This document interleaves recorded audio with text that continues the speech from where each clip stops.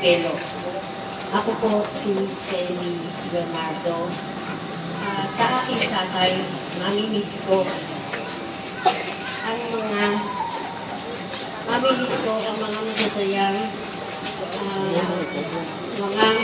masasayang occasion na hindi ka nakasama namin ngayon. Lalo't malapit na ang araw ng Pasko.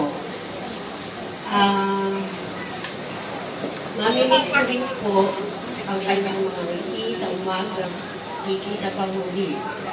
Maraming salamat po sa iyo, Tatay Belo, na pinadama mo sa amin sa loob ng 79 years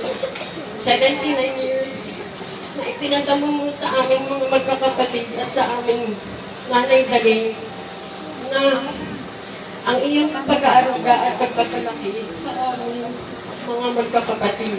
Hindi ka namin malilimutan. Maraming salamat sa mga ginawa mo para sa amin.